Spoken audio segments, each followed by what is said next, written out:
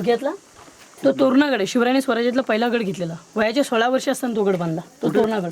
तो काय ही जी भिंत आहे ना सरळ काली, त्या भिंतीच्या सरळ मागच असते उंच तो तोरणा. अजून वातावरण क्लिअर असतं तर तोरणा किल्ल्याचे बाले किल्ल्याचे बांधकाम आपण पाहिले असते. आणि तिकडनं इकडं असा व्ह्यू टेकडे दिसते का व्ह्यू अवकाशी. तिच्या पाठीमागं ज्येष्ठ आहे बघा राजगड, महाराजांची पहिली राजधानी. अंदुक अंदुक आहे धुक्यात. कुठे आहे राजगड? इकडं या बाजूला, इकडच्या बाजूला दिसतच नाही म्हणजे पुस्तक दिसतो. असा व्ह्यू दिसतो का? असा व्ह्यू असं समोर बघा, समोर असा व्ह्यू. हा तिथे बारीक नजरेने थोडं नजर तेच लावा आणि थोडं पाठीमागं बघा, त्याच्या पाठीमागं उंच डोंगर निघालेला बघा. बरोबर तो राजगड आहे. एकदम धुक्यात येतो, लांब आहे. मग चालत जात आहेत ना लोक इथून पुण्याला. हो मग तोरणा, लिंगाणा आणि राजगड एका दिवसात ट्रेकिंग आहे, एका दिवसाची. हे समोरचा दासीवास आहे. आपण हे राणी महल बघितली ना, राणी महलाचा समोरचा हा दासीवास आहे. म्हणजे जे काम करणारे दासी होती तिकडे ती राहायची. आणि या रेलिंगच्या खाली जे तुटलेले घर आहेत ना खालच्या बाजूला, शिवाजी महाराजांचं मंत्रिमंडळ आहे. शिवरायांचे 8 मंत्री होते. मोरोपंत पिंगले पंतप्रधान होते. अण्णाजी दत्तू त्या काळात त्यांचं मंत्रालय थोडक्यात त्यांचे ऑफिस आहेत. जो स्वराज्यातला कारभार जो होता तो या मंत्रिमंडळातून चालला होता बघा. हे त्यांचे ऑफिस आहेत त्या काळातले. आणि असे किती? 8 मंत्री, 8 ऑफिस. एकच त्यांचा राजवाडा फक्त 2 मजली होता, बाकी एकच मजली होतं. कारण एक मजली ठेवण्याचं कारण काय, तिकडे वारा पाऊस खूप असतो, छपर वाऱ्याने उडू शकतात. म्हणून याचे दरवाजे लहान, या भिंती बाहेरनं संरक्षण का, तर वाऱ्या पावसाने आतलं छपर उडू नये. तू म्हटलं होतं पहिले की 800 का 8 माळे होते. नाही, 2851 फूट आणि पायथ्यापासून 1350 फूट उंचावरती होत आपण. हे महाल आहे. आतून जाण्यासाठी एंट्री आहे. या महालातून त्या महालात जायचं म्हटलं की तिने आतून जायचं. कडी कोंड्याची दरवाजा होती, त्याला आपण आगड बोलतो मराठी भाषेत. ती कडी कोंडा म्हणजे लॉकची गरज नव्हती. एकदा दरवाजा लावला की कडे लावायचा, मग दरवाजा बंद व्हायचे. असे 6 घर आहेत. सैन्य कुठे राहायचं? पुढं मूळ आहे. पण या गडाच्या बाहेर पण या गडावरती लागणारे फक्त लोक ठेवायचे. जे कामाचे लोक आहेत ते या गडावरती बोलवले जायचे आणि ती विथ फॅमिली बोलवली जायची. या गडावरनं माणूस खाली जाता का म्हणे. जसं एका कंपनीमध्ये एखाद्या कंपनी सगळ्या सुविधा पुरवल्या जातात, दवाखाना, त्यांचे ऑफिस, बाजार. तसं महाराजांनी बाजारपेठ बांधली, त्यांच्यासाठी राहण्यासाठी गेस्ट हाऊस दिले. मग त्यांनी त्याच्या आपल्या कालाप्रमाणे काम करत त्याला एक घोडा, एक घर सगळं दिलं. मग तो माणूस खाली जाता का म्हणे, तो गद्दार होईल होते. त्यांनी बातमी दिली तर. आणि ही राजधानी आहे ना, राजधानीवरती हलावं स्वराज्यातला कारभार चालतो इथे. तसं महाराज या गडावरती खाली कोणाला जाऊन देत नसायचे. त्याची अशीच अडचण लागली तर त्याची 10 वेळा चौकशी करून त्याला खाली सोडायचा. आणि त्याला शपथविधी दिली जायची. शपथविधी ही प्रतापगडाच्या गडावरती व्हायची. भवानी मातेच्या पाठीमागे एक मंदिर आहे, तिथे शपथविधी स्वराज्याची व्हायची. जो सैन्य भरती आपला स्वराज्यात झाला की त्याची शपथविधी तिथे करायची. मग तो हिंदू असेल तर तो व्यवस्थित काम करेल, नाही तर मग सोडून देईल तो. असं महाराजांचं तत्व होतं. पण किल्ल्याहून बाहेर कोणी नव्हतं. हां, भैरजी नाईक हे बातम्या काढायचे ना. भैरजी नाईक हे गुप्तहेराचे प्रमुख होते, हेर होते. ते डिटेल बातम्या काढायचे. कोण माणूस कसा काय करतोय, काय काम करतोय, तो काय करतोय, गावा किल्ल्याच्या खबऱ्या द्यायचे. मिनिटाला 5 रुपये भैरजी नाईक बदलायचा. इतका हुशार भैरजी नाईक होता.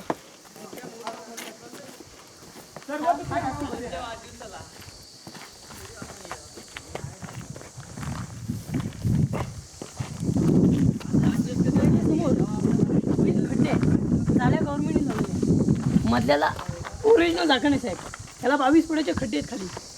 इतिहासात धान्यांची कोठार असे म्हटलेलं आहे. गडाला काही संकट पडली तर शिवाजी राजे इथून लोकांना धान्य पुरवायचे. हे काहीच नाही. पण तुम्ही कोल्हापूरमधल्या पन्हाळगडावरती गेलात ना, तर वरून टाकतात आणि खालून काढतात.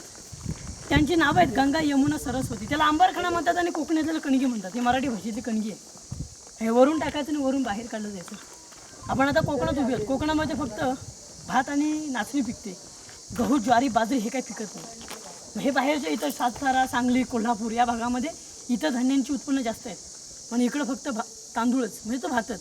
पण जेवढा मिळेल तेवढा इथे साठा करायचा. शिवराय कधी कुणाकडून कर घेत नव्हते, कधी कुणाकडून वसुली करत नव्हते. कारण कोकणातला शेतकरी गरीब राहायचा ना.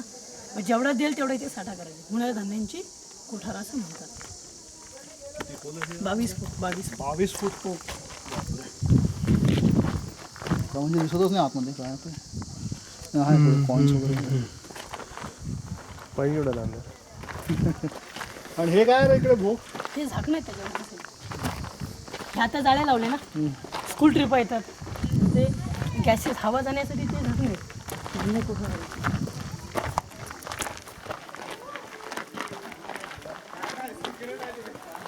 All the most critical forts, right? If you see their history, almost around 1818, and within a span of 3-4 years, all the critical places have been destroyed by British.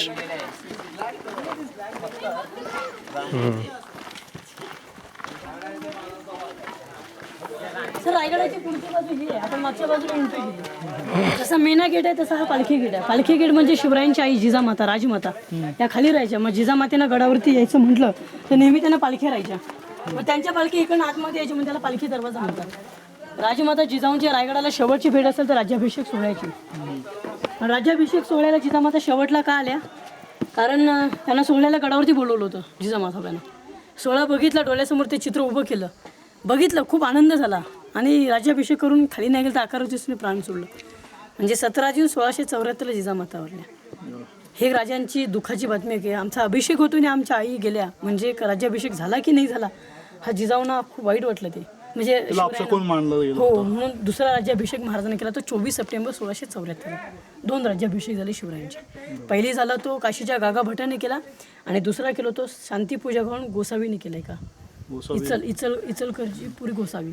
साध्या पद्धतीने महाराजांनी पूजा घालून घेतली आपल्या घरात. मग हे पालखी इकडनं खालती सरळ हा म्हणजे फक्त मेन दरवाजा नाही नाही, हा फक्त प्रवेश गेट म्हणजे लोकांना येण्यासाठी आहे. अजून गडाचा गेट बराच खाली आहे. जेव्हा आपण गड मध्ये उतरून जाऊ ना तेव्हा गडाचा मी हा बाल्य किल्ल्याचा पालखी गेट आहे. हे गडाच्या खालून पालखी आले की इकडनं प्रजा तिकडनं यायची. 2 मार्गे होते या बाल्य किल्ल्यात घुसण्यासाठी. प्रजेला समोर नव्हता, VIP लोकांना मागून होता. बघा याच भिंतीपासून खिडकीच्या भिंतीपर्यंत हा 4ही बाजूने बंदिस्त आहे. शिवरायांचा राजवाडा, निवासस्थान राजाचं. वाडा त्यांचा त्या काळामध्ये 2 मजली होता साहेब. दगडांच्या खुणा दिसते, त्याच्यावरती मोठे सागाचे खांब होते ज्याला आपण पिल्लर्स बोलतो. 10 वर्ष राजे या गडावरती होते आणि या चौथऱ्यावरती शिवरायांचं निधन अखेरीस हे 3 एप्रिल 1680 मध्ये गुडघ्याच्या रोगाने झालं. महाराजांच्या निधनावरनं वाद चालू आहे अजून लोकांचा. काही बोलतात शिवरायांना विष पॉयझन झालं, काही बोलतात त्यांना गुडघ्याचा रोग झाला. नक्की सांगू शकत नाही, पण महाराजांना वाचवण्यासाठी हिरोजी फर्जत आला होता. हिरोजी फर्जत म्हणजे शिवरायांचे कांगरक्षक पोरगा होता. त्यांनी महाराजांना आग्र्यातून बाहेर काढलं होतं. आग्र्यातून कसं काढलं होतं? तो महाराज जेव्हा मिठाईच्या पेट्याऱ्यात बसायला गेले तेव्हा राजांच्या खाटेवरती हिरोजी फर्जत हुबेहूब राजा होता. तो महाराजांना बोलला की महाराज तुम्ही मिठाईच्या पेट्याऱ्यात झोपा, आम्ही त्या खाटेवर झोपतो. त्या पहारेकऱ्यांनी जर बघितलं तर राजा आहेत, झोपलेले आहेत अजून. पण राजा खरा निघून गेला.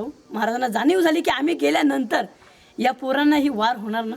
म्हणजे याचा अर्थ ही पोरं आत्ता या क्षणाला मृत्यूच्या अटळवरती बसलेली आहेत. हे काय शेवटी पण तसंच तो वाचला हो, म्हणून महाराजांना इथे वाचवण्यासाठी आला. राजे तुमचं शेवटचं आहे ना, आम्ही इथे झोपतो, तुम्ही निघून जा, आम्हाला मरू द्या, तुमची स्वराज्याला गरज आहे. महाराजांचं हृदय भरलं, आम्हाला एकदा चान्स दिला, परत नको. हनुमान जयंती होती आणि वार शनिवार होता. बघो हनुमान जयंतीने आपला राजाचा वारण्याचा एकच दिवस. बरोबर पहारी 2 वाजता राजाने आपला प्राण इथे सोडलं.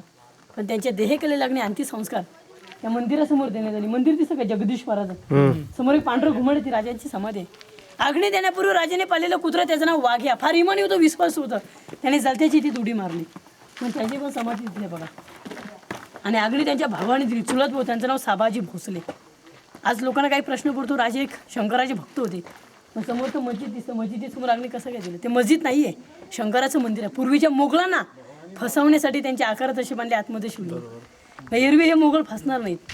शेवटी त्या मंदिरामध्ये कविभूषण आला. त्यांनी 350 कवी तिथे केली होते बघा. हो, तो फार हुशार होता कविभूषण.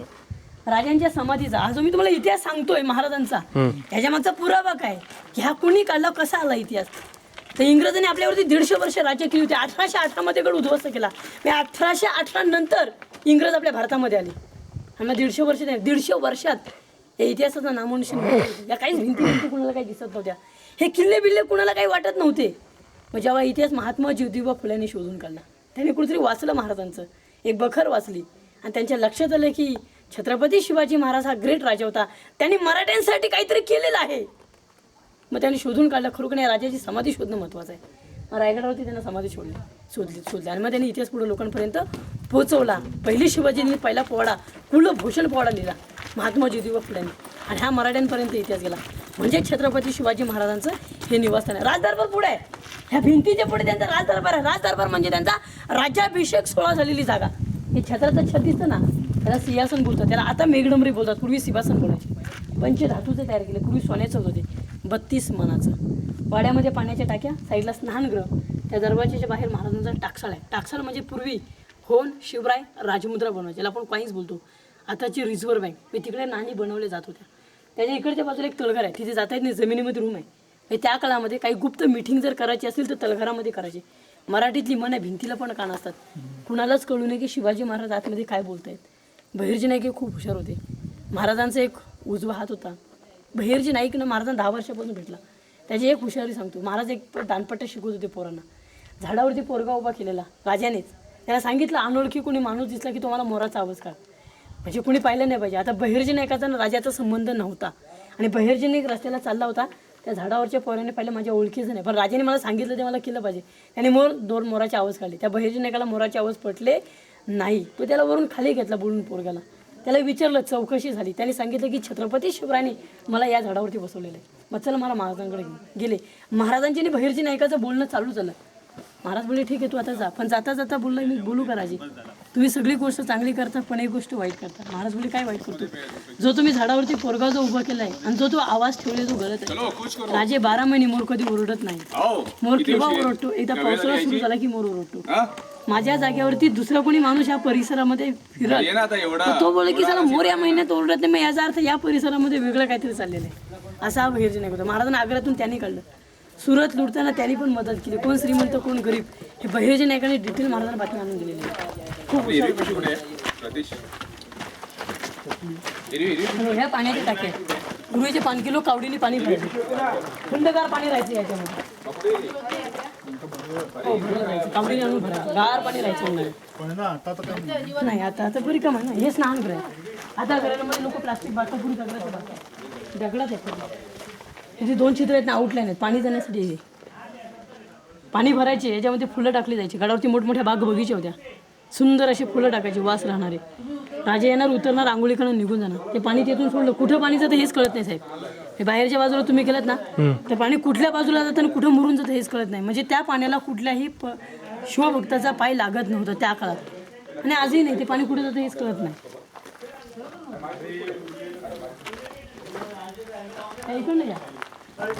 हा ओके, आपण इकडनं बाल्कनीतून जाऊया. ते तिथे आपण शूटिंग केलं इकडनं बरं पडेल. वाड्याच्या दोन्ही बाजूला खिडकी, त्याला टेहळणी बुरुज म्हणतात. ही वाच करण्याची जागा आहे. रायगडाच्या खालून जर शत्रू निघाला तर यातून त्याला बघितलं जायचं. याला टेहळणी बुरुज म्हणतात. दुर्बीन त्याला पण बोलतो किंवा त्याला हे बोलतात झरोकी पण बोलतात. आणि हे उंच ठिकाण असल्यामुळे याला टेहळणी बुरुजच हे बोलतात. टेहळणी बुरुज. म्हणजे गडाच्या जर खालून शत्रू आपल्याकडे येत असेल तर यातून तो पाहिला जायचा पहारेकरी. तासाला ते फिरायचे सारखे. आतलं काम करून इथे त्यांनी नजर ठेवायची. पहारा का? हा पहारा करी बसायचं.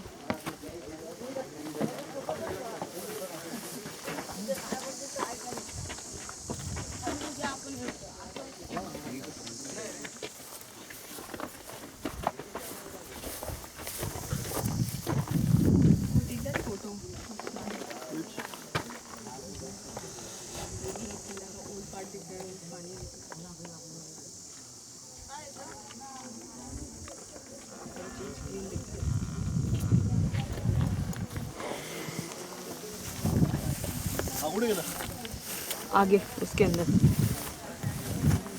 पण का पहाड़ चांगला आवडा नाही आहे. It doesn't give a good visibility. Just give a distance one. अरे इधर से उतर सकता है नक्की उतर से यार.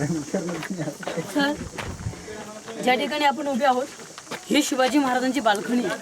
ज्याला गॅलरी किंवा सज्जा असं म्हणतात. शिवाजी महाराज उन्हाळ्यामध्ये बाल्कनीमध्ये हवेमध्ये बसायचे. हे पूर्वीचा सज्जा होता. हे महाराजांचं टाकसळ होतं. पॉईंट बनवायची ठिकाण होती. होऊन शिवराय राणींचं त्या काळातली ती रिझर्व्ह बँक महाराजांच्या काळातली. या साईडला स्तंभ आहेत बघ, हे 2 टावर. हे स्तंभ पूर्वी 5 मजली इमारती होती, आता 2 मजली. शिवाजी महाराजांच्या मावळ्याने, सरदार नाही मावळा म्हणजे मावळ भागातला गोरगरिबांची पोरं कुठेही गाव आणि किल्ला जिंकला की या 5व्या मजल्यावरती झेंडा लावायचा मोठा भगवा. आजूबाजूच्या किल्ल्यातील लोकांना समजलं जायचं की महाराजांनी गड घेतला म्हणून याला इतिहासात विजय स्तंभ म्हणतात. शेजारी तळ आहे, तळ्याचं नाव इतिहासामध्ये गंगासागर. अशी रायगडावरती 11 तलाव आहेत साहेब. या तलावातून दगड काढली आणि इथे वापर केली. त्या काळामध्ये स्कीम होती साहेब, पाणी अडवा पाणी जिरवा. आता गंगासागर हे नाव का पडलं तर महाराजांच्या राज्याभिषेकला काशीवरनं गागाभट आले. गागाभटाने त्यांना 7 नद्यांचं पाणी आणलं, राज्याभिषेकला पाणी पुरवलं. उरलेलं पाणी तलावात सुलमलेला गंगासागर म्हणतात.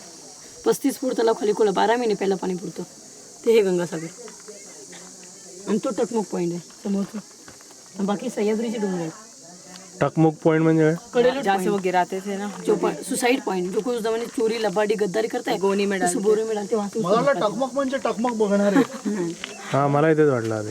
कारण का पहरेदार सॉर्ट ऑफ हाँ वहाँ से भी उस टाइम करते थे पारे करने देखने के लिए फिर राजा वहाँ से लोगों को धक्का भी देते थे जैसे सुसाइड पॉइंट है वो भी बर दोनों यूज करते थे म्हणजे त्याचा दोन्ही वापर केला जायचा एक तर टेळणीसाठी पण करायचे आणि सुसाईड पण तिथून लोक करायचे मी आहे ना तसं तो आजूबाजूचा परिसरही तिथून दिसतो पण शिवाजी महाराज एक दिवस तिथे टेळणी करायला गेले होते असं असं फेरफटका मारायला राजे छत्रपती झाले होते ना एक सेवक होता छत्र पकडणारा खालून जो वारा सुटला ना तोच वारा त्या सेवकाच्या छत्रीत घुसला सेवक आणि छत्री हवेने वाऱ्याने उडू लागले पॅराशूट सारखे तो घाबरला राजे मला वाचवा वाचवा वाचवा राजे पुढे तुला कसा मी वाचवणार पण शिवराय फार बुद्धिवान होते ना खाली राजाने नजर टाकली तर खाली जंगल जास्त नाहीयेत झाडी जास्त नाहीये आजूबाजूला डोंगर पण नाहीये तर याचा अर्थ हा इथून पॅराशूट करू शकतो हे राजाच्या लक्षात आलं राजाने त्याला आवाज दिला ठीक आहे मी तुला वाचवतो पण मी सांगतो ते पहिला ऐक ज्या छत्रावर तू उडतो छत्राचा दांडा सोडू नको तू जर तू त्याचा दांडा सोडला तर तुझं प्राण